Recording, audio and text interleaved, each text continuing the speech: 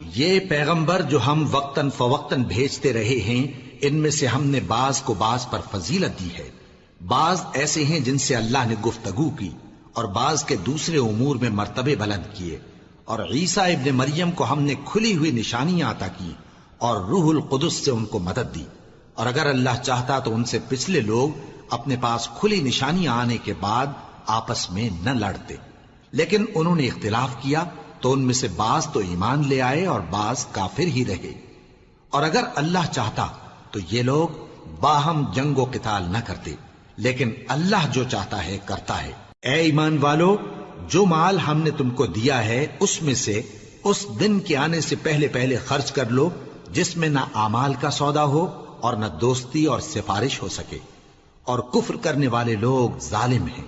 اللہ وہ معبود برحق ہے کہ اس کے سوا کوئی عبادت کے لائق نہیں، زندہ ہے، سب کو تھامنے والا، اسے نہ اونگ آتی ہے نہ نیند۔ جو کچھ آسمانوں میں اور جو کچھ زمین میں ہے سب اسی کا ہے۔ کون ہے کہ اس کی اجازت کے بغیر اس سے کسی کی سفارش کر سکے؟ جو کچھ لوگوں کے روبرو ہو رہا ہے اور جو کچھ ان کے پیچھے ہو چکا ہے اسے سب معلوم ہے، اور لوگ اس کی معلومات میں سے کسی چیز پر دسترس حاصل نہیں کر سکتے۔ ہاں، جس قدر وہ چاہتا ہے اسی قدر معلوم کرا دیتا ہے۔ اس کی بادشاہی اور علم آسمان اور زمین سب پر حاوی ہے، اور اسے ان کی حفاظت کچھ بھی دشوار نہیں۔ وہ بڑا عالی رتبہ ہے، جلیل القدر ہے۔ دین اسلام میں کوئی زبردستی نہیں ہے، ہدایت صاف طور پر ظاہر اور گمراہی سے الگ ہو چکی ہے۔ تو جو شخص بتوں سے اعتقاد نہ رکھے اور اللہ پر ایمان لائے، اس نے ایسی مضبوط رسی ہاتھ میں پکڑ لی ہے جو کبھی ٹوٹنے والی نہیں، اور اللہ سب کچھ سنتا ہے، سب کچھ جانتا ہے۔ جو لوگ ایمان لائے ہیں ان کا دوست اللہ ہے کہ اندھیرے سے نکال کر روشنی میں لے جاتا ہے، اور جو کافر ہیں ان کے دوست شیطان ہیں کہ ان کو روشنی سے نکال کر اندھیرے میں لے جاتے ہیں۔ یہی لوگ اہل دوزخ ہیں کہ اس میں ہمیشہ رہیں گے۔ بھلا تم نے اس شخص کو نہیں دیکھا جو اس غرور کے سبب سے کہ اللہ نے اس کو سلطنت بخشی تھی، ابراہیم سے اپنے پروردگار کے بارے میں جھگڑنے لگا؟ جب ابراہیم نے کہا میرا پروردگار تو وہ ہے جو زندگی دیتا ہے اور موت دیتا ہے، وہ بولا کہ زندگی اور موت تو میں بھی دے سکتا ہوں۔ ابراہیم نے کہا کہ اللہ تو سورج کو مشرق سے نکالتا ہے، آپ اسے مغرب سے نکال دیجئے۔ یہ سن کر وہ کافر ہکا بکا رہ گیا، اور اللہ بے انصافوں کو ہدایت نہیں دیا کرتا۔ یا اسی طرح اس شخص کو نہیں دیکھا جس کا ایک بستی پر جو اپنی چھتوں پر گری پڑی تھی گزر ہوا، تو اس نے کہا کہ اللہ اس کے باشندوں کو مرنے کے بعد کیوں کر زندہ کرے گا؟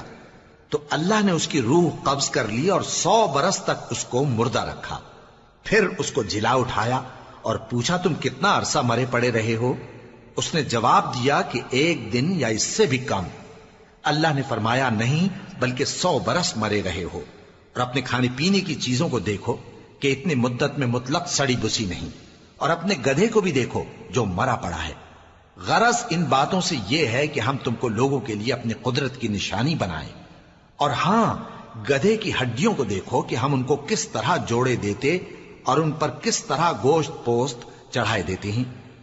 جب یہ واقعات اس کے مشاہدے میں آئے تو بول اٹھا کہ میں یقین کرتا ہوں کہ اللہ ہر چیز پر قادر ہے۔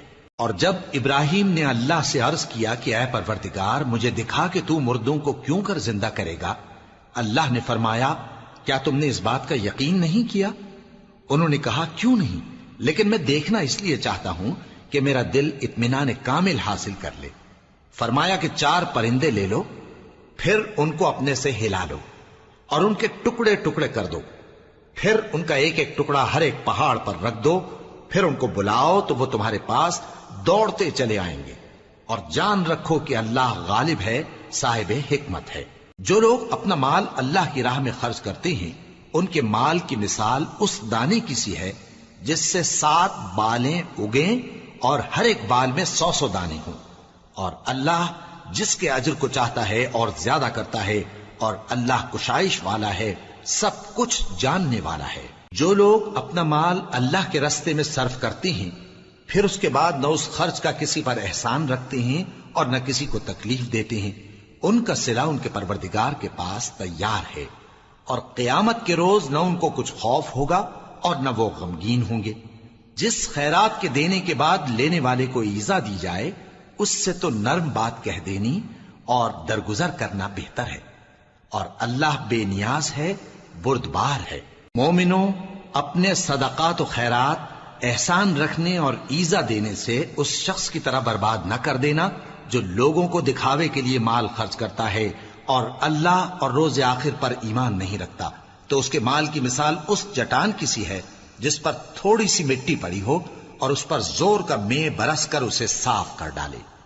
اسی طرح یہ ریاکار لوگ اپنے اعمال کا کچھ بھی صلہ حاصل نہیں کر سکیں گے، اور اللہ ایسے ناشکروں کو ہدایت نہیں دیا کرتا۔ اور جو لوگ اللہ کی خوشنودی حاصل کرنے کے لیے اور خلوص نیت سے اپنا مال خرچ کرتے ہیں، ان کی مثال ایک باغ کی سی ہے جو اونچی جگہ پر واقع ہو، جب اس پر زور کا مے پڑے تو دگنا پھل لائے، پھر اگر مے نہ بھی پڑے تو خیر پھوار ہی صحیح، اور اللہ تمہارے کاموں کو دیکھ رہا ہے۔ بھلا تم میں کوئی یہ چاہتا ہے کہ اس کا کھجوروں اور انگوروں کا باغ ہو جس میں نہریں بہ رہی ہوں اور اس میں اس کے لیے ہر قسم کے میوے موجود ہوں، اور اسے بڑھاپا آ پکڑے اور اس کے ننھے ننھے بچے بھی ہوں، تو ناگہاں اس باغ پر آگ کا بھرا ہوا بگولا چلے، پس وہ جل جائے۔ اس طرح اللہ تم سے اپنی آیتیں کھول کھول کر بیان فرماتا ہے تاکہ تم سوچو اور سمجھو۔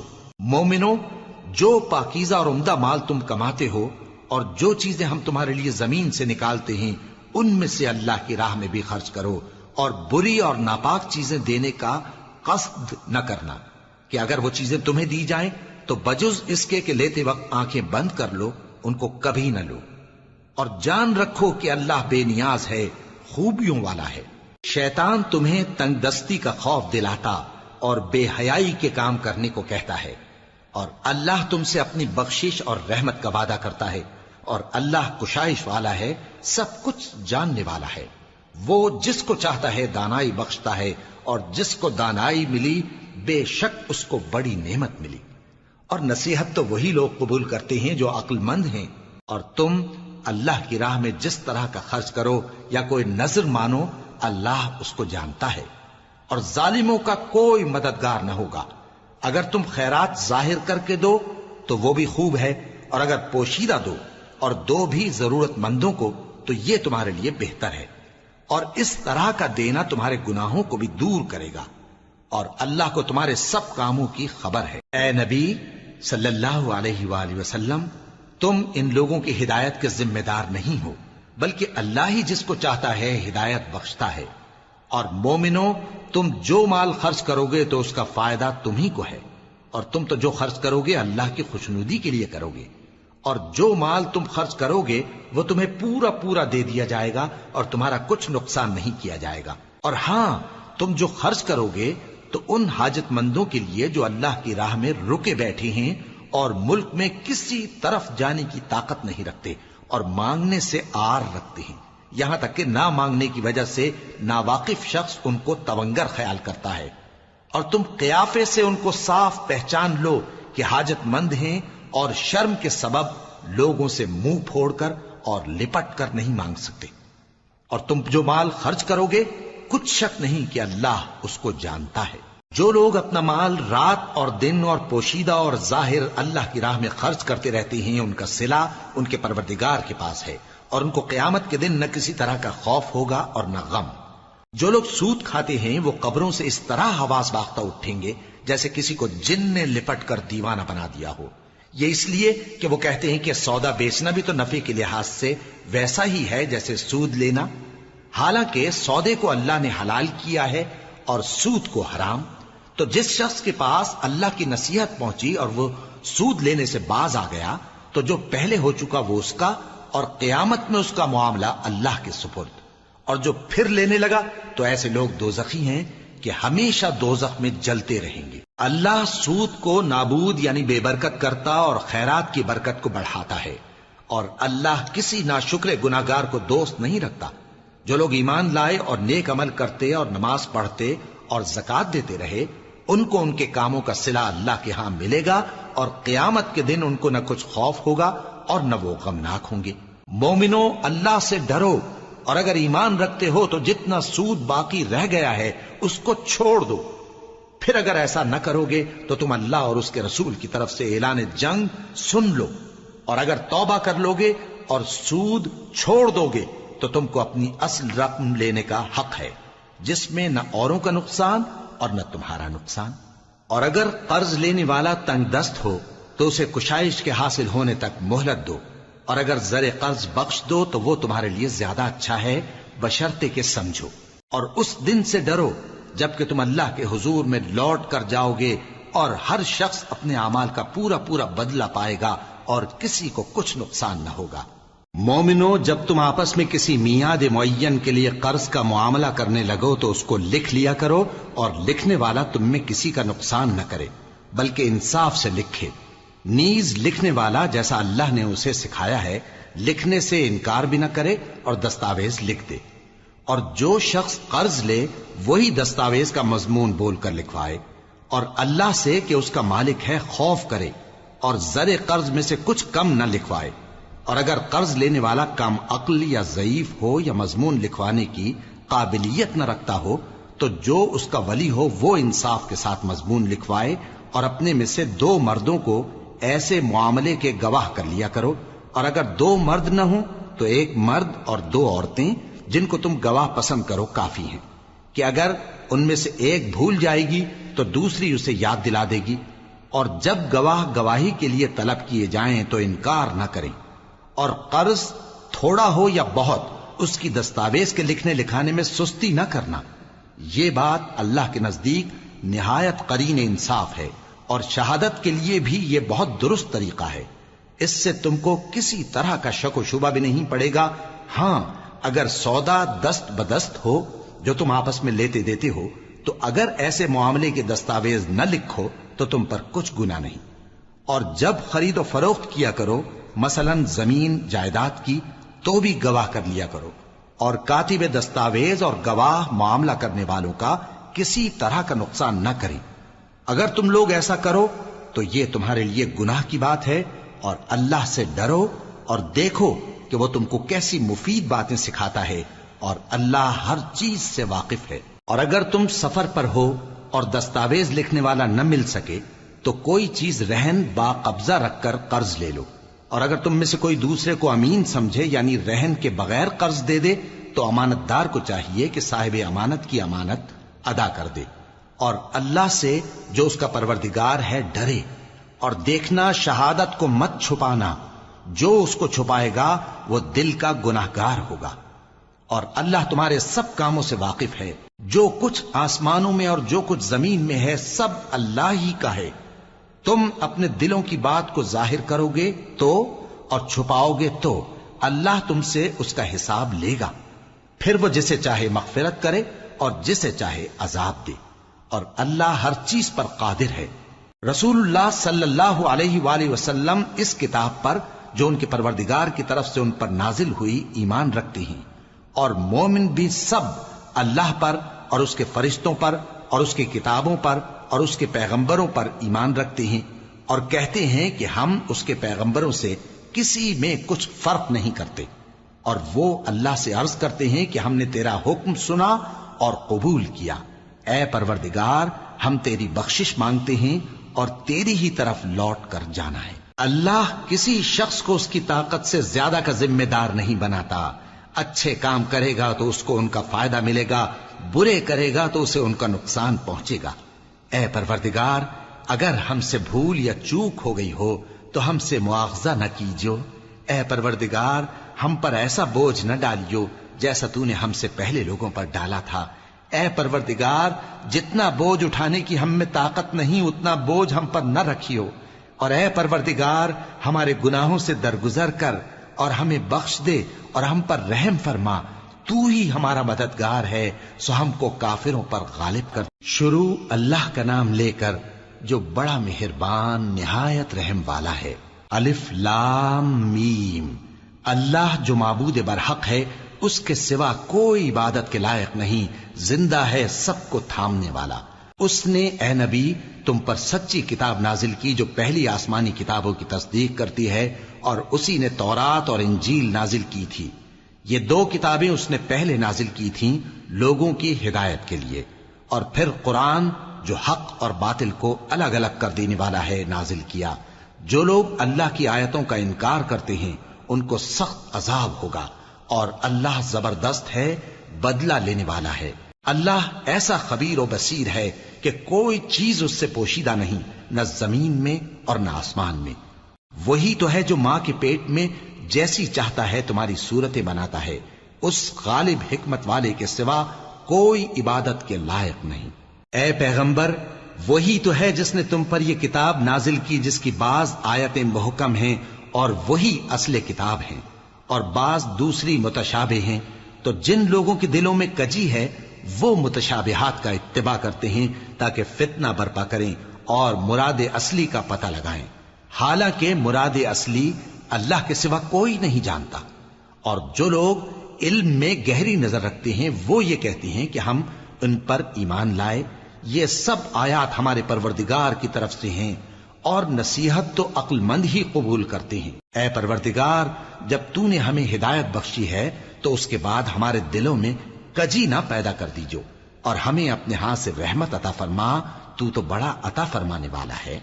اے پروردگار، تو اس روز جس کے آنے میں کچھ بھی شک نہیں سب لوگوں کو اپنے حضور میں جمع کر لے گا، بے شک اللہ خلاف وعدہ نہیں کرتا۔ جو لوگ کافر ہوئے اس دن نہ تو ان کا مال ہی اللہ کے عذاب سے ان کو بچا سکے گا اور نہ ان کی اولاد ہی کچھ کام آئے گی، اور یہ لوگ آتش جہنم کا ایندھن ہوں گے۔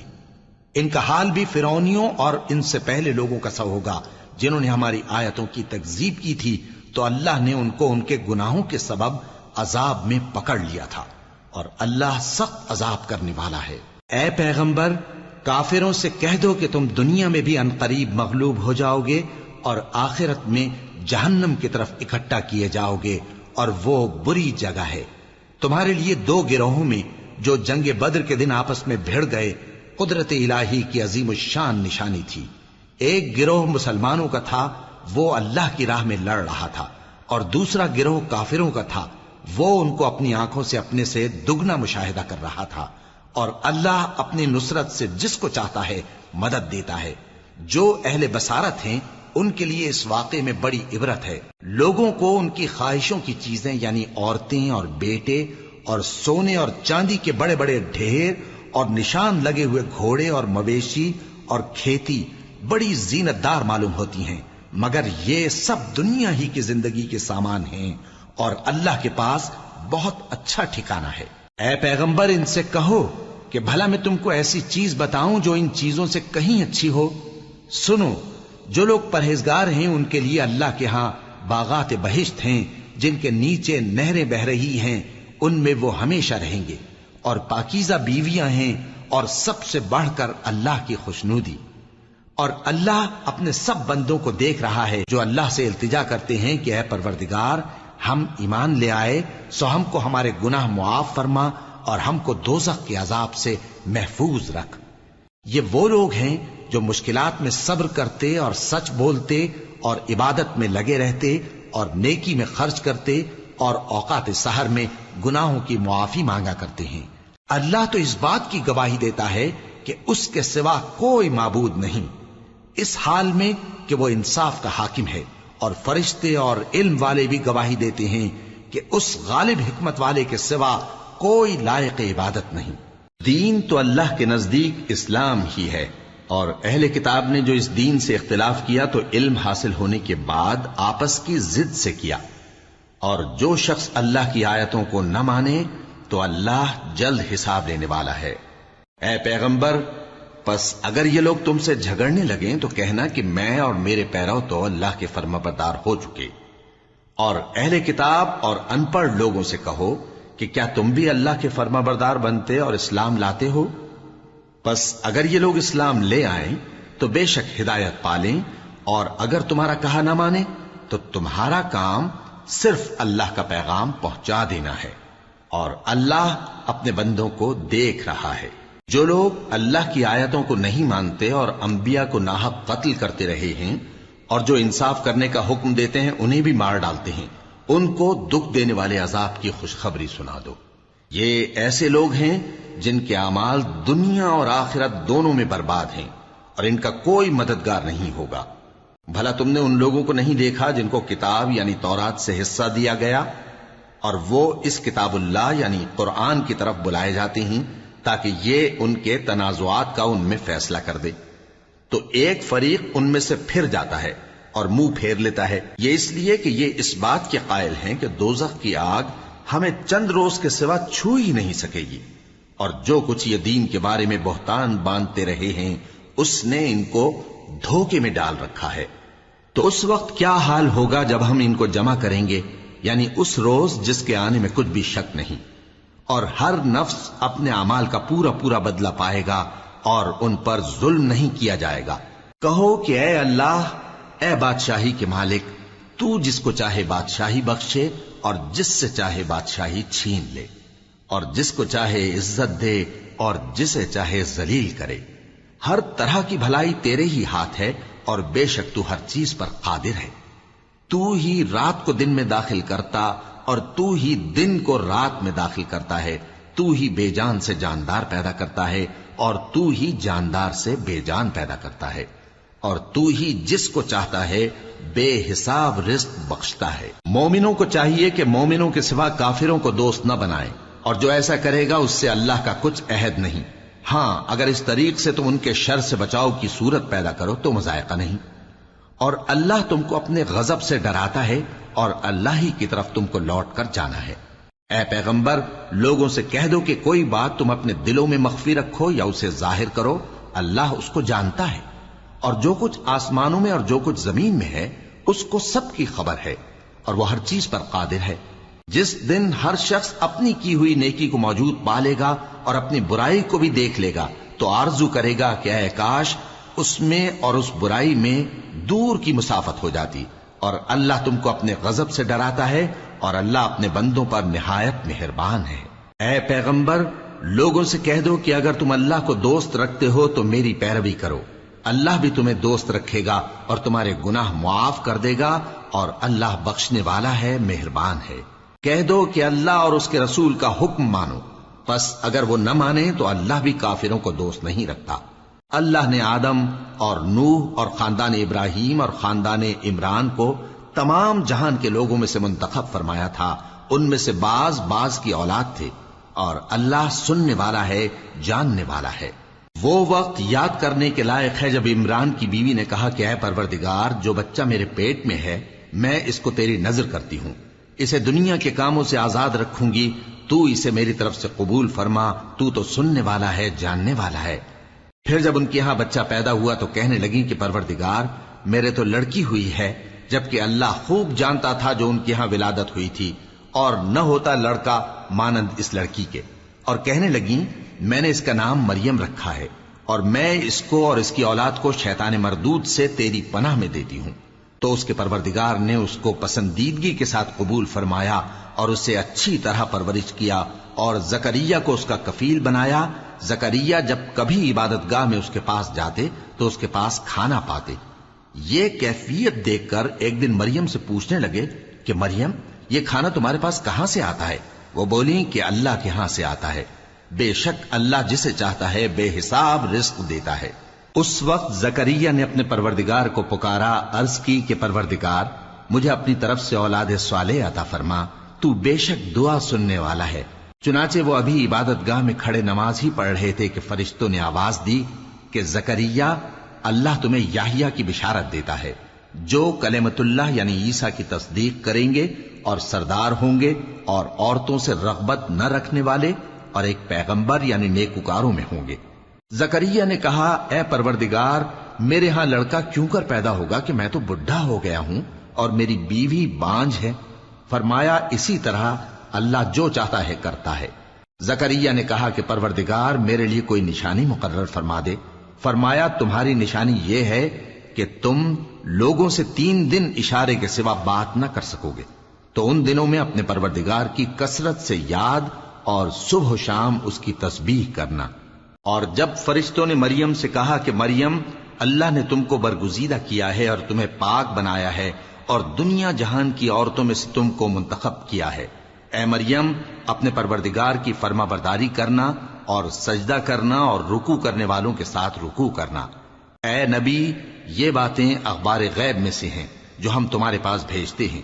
اور جب وہ لوگ اپنے قلم بطور قرعہ ڈال رہے تھے کہ مریم کا کفیل کون بنے تو تم ان کے پاس نہیں تھے، اور نہ اس وقت ہی ان کے پاس تھے جب وہ آپس میں جھگڑ رہے تھے۔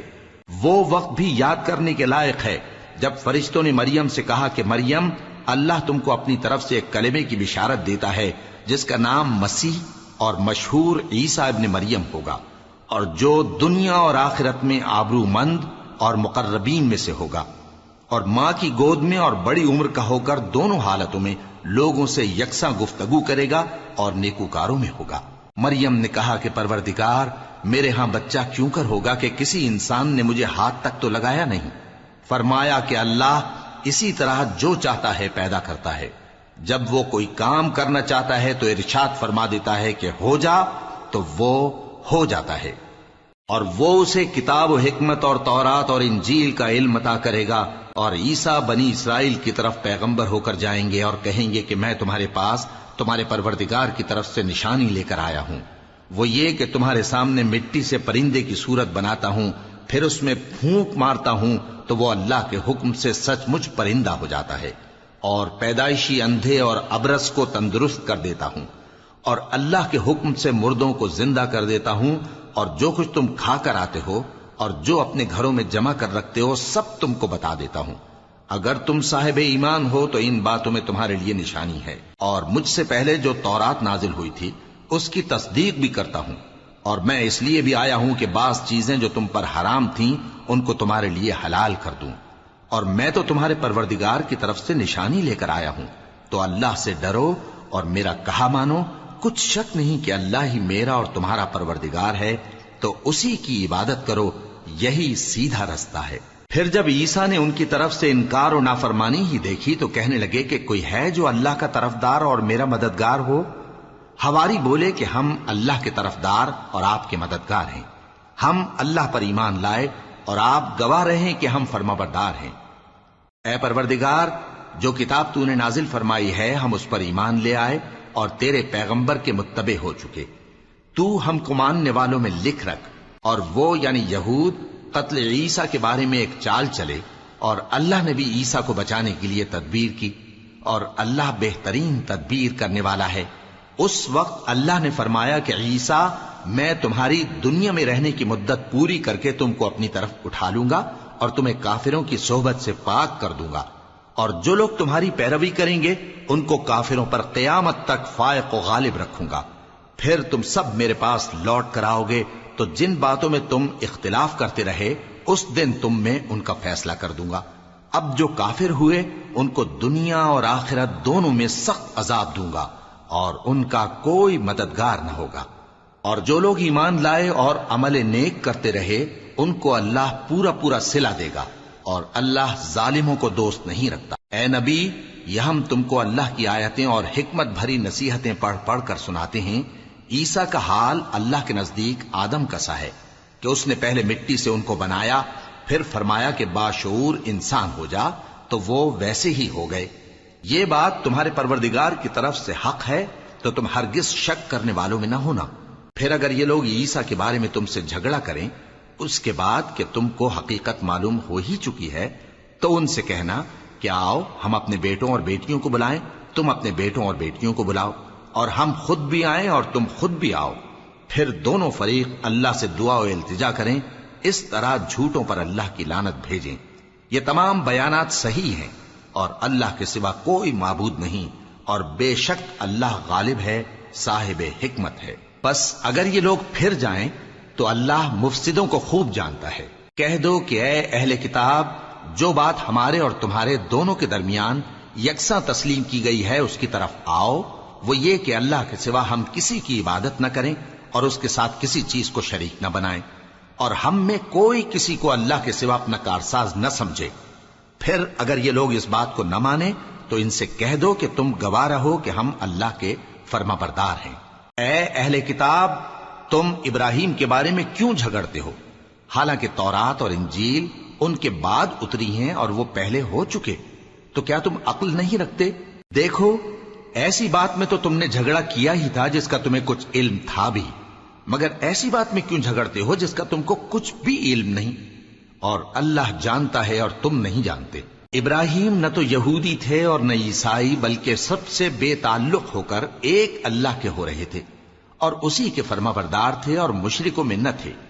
ابراہیم سے زیادہ قرب رکھنے والے تو وہ لوگ ہیں جو ان کی پیروی کرتے رہے، اور یہ پیغمبر آخر الزماں صلی اللہ علیہ وآلہ وسلم اور وہ لوگ جو ایمان لائے ہیں، اور اللہ مومنوں کا کارساز ہے۔ اے اہل اسلام، بعض اہل کتاب اس بات کی خواہش رکھتے ہیں کہ کسی طرح تم کو گمراہ کر دیں، حالانکہ یہ تم کو کیا گمراہ کریں گے، اپنے آپ کو ہی گمراہ کر رہے ہیں اور نہیں جانتے۔ اے اہل کتاب، تم اللہ کی آیتوں سے کیوں انکار کرتے ہو اور تم تورات کو مانتے تو ہو؟ اے اہل کتاب، تم سچ کو جھوٹ کے ساتھ خلط ملط کیوں کرتے ہو اور حق کو کیوں چھپاتے ہو جبکہ تم جانتے بھی ہو؟ اور اہل کتاب کا ایک گروہ اپنے آدمیوں سے کہتا ہے کہ جو کتاب مومنوں پر نازل ہوئی ہے اس پر دن کے شروع میں تو ایمان لے آیا کرو اور اس کے آخر میں انکار کر دیا کرو، تاکہ وہ اسلام سے برگشتہ ہو جائیں اور اپنے دین کے پیروں کے سوا کسی اور کی بات کا یقین نہ کر لینا۔ اے پیغمبر، کہہ دو کہ ہدایت تو اللہ ہی کی ہدایت ہے۔ وہ یہ بھی کہتے ہیں، یہ بھی نہ ماننا کہ جو چیز تم کو ملی ہے ویسی کسی اور کو بھی مل سکتی ہے، ورنہ وہ تم پر تمہارے رب کے روبرو حجت قائم کر دیں گے۔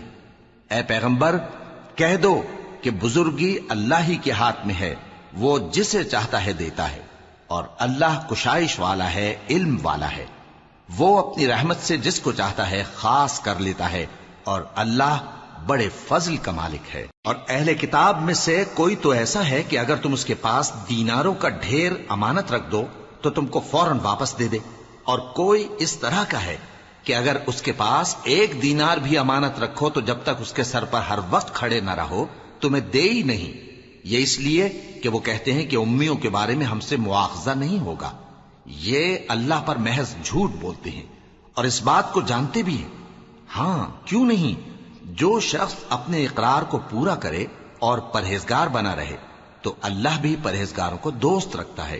جو لوگ اللہ کے اقراروں اور اپنی قسموں کو بیچ ڈالتے ہیں اور ان کے عوض تھوڑی سی قیمت حاصل کرتے ہیں، ان کا آخرت میں کچھ حصہ نہیں۔ ان سے اللہ نہ تو کلام کرے گا اور نہ قیامت کے روز ان کی طرف دیکھے گا، اور نہ ان کو پاک کرے گا، اور ان کو دکھ دینے والا عذاب ہوگا۔ اور ان اہل کتاب میں بعض ایسے ہیں کہ کتاب یعنی تورات کو زبان مروڑ مروڑ کر پڑھتے ہیں تاکہ تم سمجھو کہ جو کچھ وہ پڑھتے ہیں کتاب میں سے ہے، حالانکہ وہ کتاب میں سے نہیں ہوتا، اور کہتے ہیں کہ وہ اللہ کی طرف سے نازل ہوا ہے، حالانکہ وہ اللہ کی طرف سے نہیں ہوتا، اور اللہ پر جھوٹ بولتے ہیں اور یہ بات جانتے بھی ہیں۔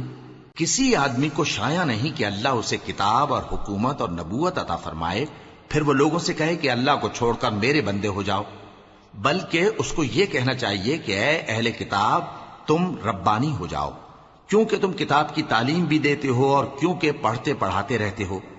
اور اس کو یہ بھی نہیں کہنا چاہیے کہ تم فرشتوں اور پیغمبروں کو معبود بنا لو۔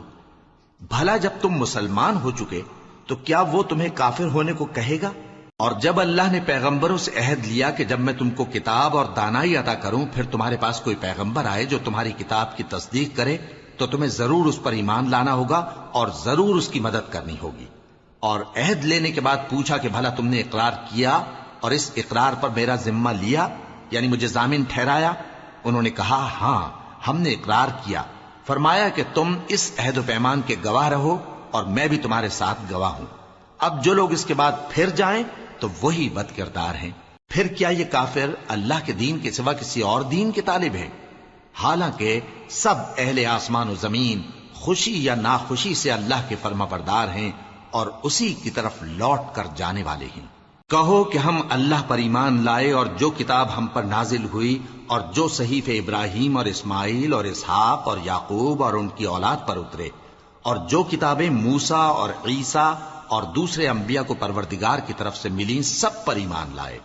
ہم ان پیغمبروں میں سے کسی میں کچھ فرق نہیں کرتے، اور ہم اسی اللہ کے فرما بردار ہیں۔ اور جو شخص اسلام کے سوا کسی اور دین کا طالب ہوگا وہ اس سے ہرگز قبول نہیں کیا جائے گا، اور ایسا شخص آخرت میں نقصان اٹھانے والوں میں ہوگا۔ اللہ ایسے لوگوں کو کیوں کر ہدایت دے جو ایمان لانے کے بعد کافر ہو گئے اور پہلے اس بات کی گواہی دے چکے کہ یہ پیغمبر برحق ہے اور ان کے پاس دلائل بھی آ گئے، اور اللہ بے انصافوں کو ہدایت نہیں دیتا۔ ان لوگوں کی سزا یہ ہے کہ ان پر اللہ کی اور فرشتوں کی اور انسانوں کی سب کی لعنت ہے، ہمیشہ اس لعنت میں گرفتار رہیں گے۔ ان سے نہ تو عذاب ہلکا کیا جائے گا اور نہ انہیں مہلت دی جائے گی۔ ہاں، جنہوں نے اس کے بعد توبہ کی اور اپنی حالت درست کر لی تو اللہ بخشنے والا مہربان ہے۔ جو لوگ ایمان لانے کے بعد کافر ہو گئے پھر کفر میں بڑھتے گئے، ایسوں کی توبہ ہرگز قبول نہیں ہوگی اور یہ لوگ گمراہ ہیں۔ جو لوگ کافر ہوئے اور کفر ہی کی حالت میں مر گئے، وہ اگر نجات حاصل کرنی چاہیں اور بدلے میں زمین بھر سونا دیں تو ہرگز قبول نہیں کیا جائے گا۔ ان لوگوں کو دکھ دینے والا عذاب ہوگا اور ان کا کوئی مددگار نہیں ہوگا۔